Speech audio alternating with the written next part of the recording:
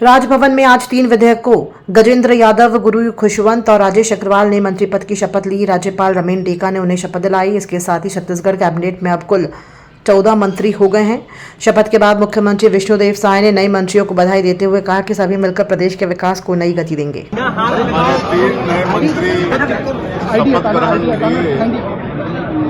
श्री गजेंद्र यादव जी, साहिब जी और राजेश अग्रवाल जी, तीनों को बहुत बहुत बधाई, बहुत बहुत शुभकामनाएं। अब मंत्रिमंडल का विस्तार होगा और अब सरकार का काम और शुरू।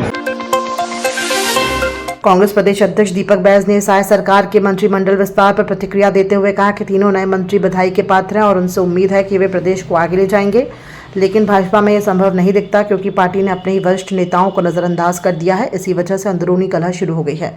बैज ने कहा कि यह सरकार ज्यादा दिन टिकने वाली नहीं है और बड़ा सवाल यह है कि नए मंत्री कितने समय तक अपने पद पर बने रहेंगे। साय मंत्रिमंडल का अंततः विस्तार हो गया और 3 मंत्री बने हैं। तीनों को बहुत बहुत बधाई और शुभकामनाएं।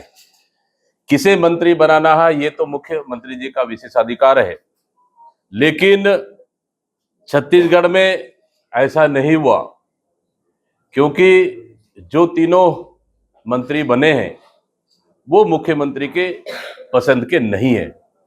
नंबर 1 मंत्री अडानी के पसंद से बनाए गए हैं। नंबर 2, एक मंत्री संघ के पसंद से बनाए गए हैं। नंबर 3, एक मंत्री विधानसभा चुनाव के वक्त राजनीतिक सौदेबाजी के कारण उनको बनाए गए हैं।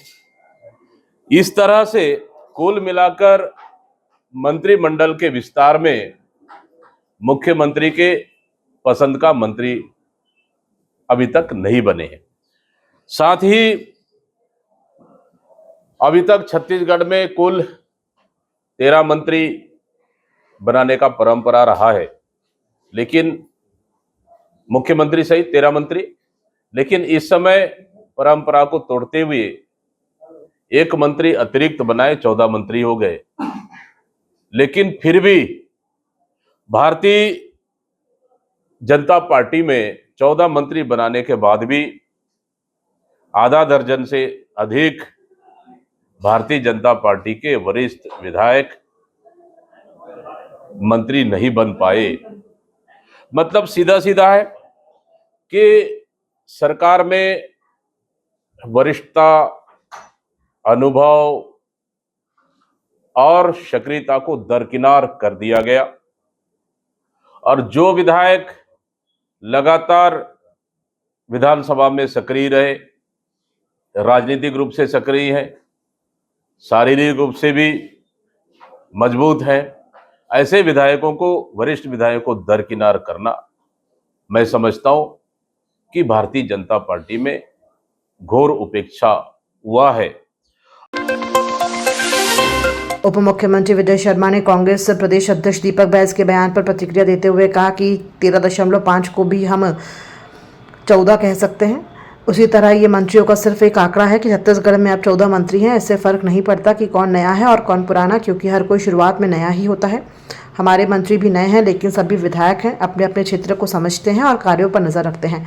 बड़े नेताओं के मार्गदर्शन से उन्हें निश्चित रूप से लाभ मिलेगा और वे बेहतर काम करेंगे। मुझे पूरा विश्वास है कि ये सरकार अच्छा प्रदर्शन करेगी। 13.5 होना चाहिए, राउंड फिगर में उसको 14 ही आप कहेंगे तो 14 एक अच्छी संख्या है जिसका जो नियमों के अनुरूप है और अच्छी संख्या के साथ मंत्रिमंडल है। इस नए मंत्रिमंडल विस्तार से पूरे सरकार को भी गति मिलेगी। हर व्यक्ति कभी न कभी नया होता है भाई। कौन ऐसा होता है जो पहले से सीख कर आ जाता है? कोई मुझे ये बता दे। अगर कोई ये कहता है कि नया है तो उसका अर्थ ये है कि अब वो सीख। आभार आपका, मैं भी नया हूँ लेकिन आपको सीनियर लगता हूँ तो आज जो मंत्री बने उनसे सीनियर है। अच्छा, बहुत आभार आपका। मैं उनसे आज कोई टिप नहीं देना चाहता, हृदय से शुभकामनाएं देना चाहता हूँ। ईश्वर से प्रार्थना करता हूँ बहुत अच्छा कार्यकाल इनका रहे, ये सब लोग भी आगे बढ़े। और मैं बिल्कुल इस बात का विश्वास है मुझे कि मुख्यमंत्री जी का जो चयन है बहुत सारे पैमानों पर उन्होंने चिंता की है और उसके बाद ये निर्णय किया है।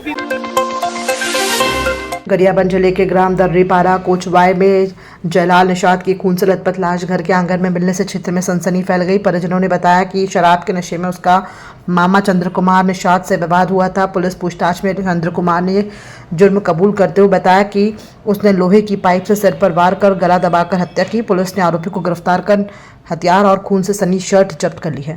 थाना गरियाबंद अंतर्गत दलीपारा कोटवाया गांव, वहाँ से प्रार्थी युवराम निषाद, क्योंकि वहीं का रहने वाले, थाने में आगे सूचना दी थी कि उसका भांजा जयलाल निषाद जो दलीपारा कोटवाया में रहता है, वो जब उसके यहाँ गया होता सुबह 18 तारीख की सुबह, तो उसकी डेड बॉडी वहाँ पड़ी हुई थी। उसकी सूचना थाने में देने पर से थाने पे मर्ग और सुसंगत धाराओं में अपराध पंजीबद्ध किया गया था। मामले में प्रथम दृष्टया ही दिख रहा था कि सिर में चोट के निशान थे और शरीर में अन्य जगह कई चोट के निशान थे, तो मामला हत्या का ही लग रहा था।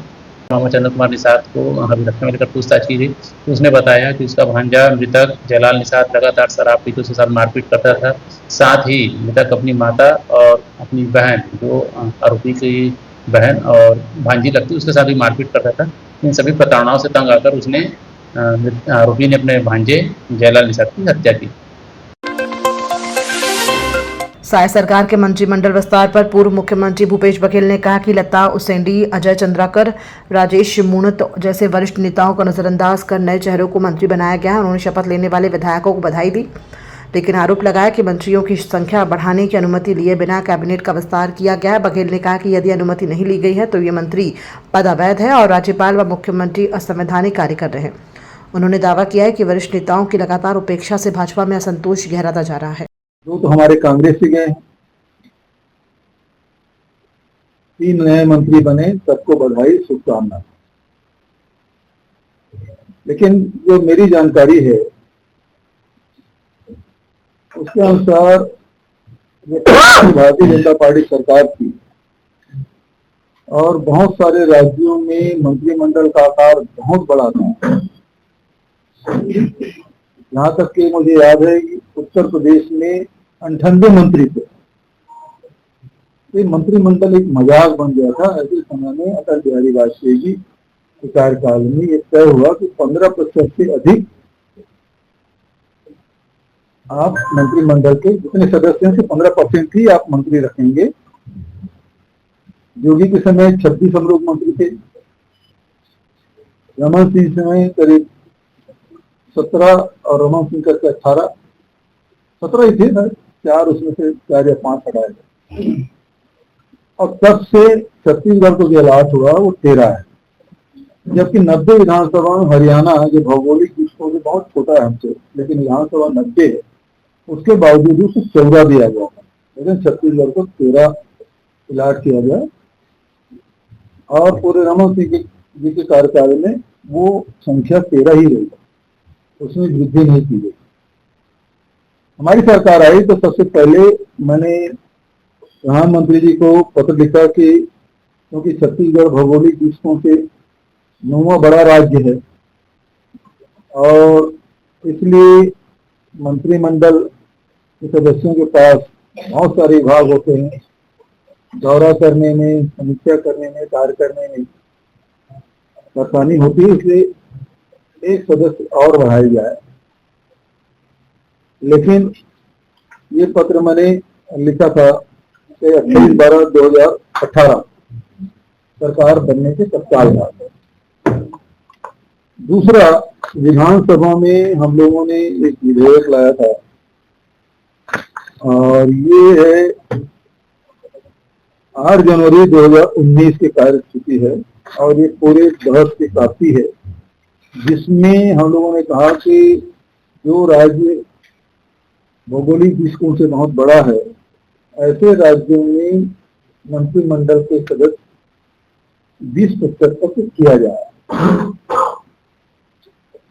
ये प्रस्ताव विधानसभा में हम लोगों ने रखा और भारतीय जनता पार्टी के सदस्य ने इसका बहिर्गमन किया। बहस में भाग तो लिया, लेकिन बहस में भाग लेने के बाद वो सदन छोड़ के चले गए और उसके बाद बहुमत से पारित हुआ। ये चर्चा है विधानसभा। भारत सरकार को भेज दिया गया, लेकिन उसकी अनुमति नहीं आई, नहीं मेरे पत्र का जवाब, न इस बिल का कोई उत्तर, दोनों का नहीं हुआ। लेकिन अब प्रश्न ये है कि अब मंत्रिमंडल के आकार है वो 14 हो गया है। मुझे खुशी है, मैं खुद ही बढ़ाने के पक्ष में रहा, मैं तो बल्कि 15 से बढ़ा के 20 करने के पक्ष में रहा। भाई जिन राज्यों में जो बड़े राज्य हैं, मान लो उत्तर प्रदेश है, बिहार है, महाराष्ट्र है, कर्नाटक है, इन राज्यों में संख्या भी अधिक है, लेकिन वहां एक अपर हाउस भी है, एमएलसी भी है, तो आकार और बड़ा हो जा रहा है, तो मंत्रिमंडल लेने में उनको कोई दिक्कत होती नहीं। लेकिन छत्तीसगढ़ जैसे राज्य में विधान परिषद जहां नहीं है, वहां सबको प्रतिनिधित्व देना और कार्य करने में परेशानी होती है। इसलिए यह आकार बढ़ाने की बात मैंने की। अब सवाल ये उठता है, कभी 14 मंत्री हो गए जो 13 थे, ये भारत सरकार से अनुमति कब मिली? मिल गई मुझे खुशी होगी, बल्कि मैं तो इस पक्ष में हूं कि 20% होना चाहिए, 15% बढ़ा के। लेकिन यदि भारत सरकार से अनुमति मिल गई है, उसे गजट नोटिफिकेशन होना चाहिए कि कब हुआ, और बिना गजट नोटिफिकेशन के ये संख्या में वृद्धि कैसे हो गई, और नहीं है तो फिर ये पूरा मंत्रिमंडल अवैधानिक है। आप जो भारत सरकार ने हमको अनुमति दी है, उससे बाहर जाके आप काम नहीं कर सकते। यदि अनुमति है तो बहुत अच्छी बात है, वो सबको पब्लिक डोमेन में आना चाहिए, मीडिया में आना चाहिए, और नहीं तो ये गलत परंपरा की शुरुआत होगी और ये गलत के सामने आ जाना चाहिए ताकि आगे भी ये चलता रहे। अब नहीं हुआ है तो फिर राज्यपाल ने और मुख्यमंत्री ने दोनों ने संवैधानिक किया है। तो किसी फोरम में रखेंगे बात? मैं तो आपके सामने रख रहा हूँ, पार्टी के संवैधानिक, वो तो आगे बात होगी। आगे क्या, पहले तो बात यह है कि प्रश्न का उत्तर तो आ जाए। मैं पहले से क्यों, क्योंकि मैं आप ही के माध्यम से प्रश्न पूछ सकता हूं,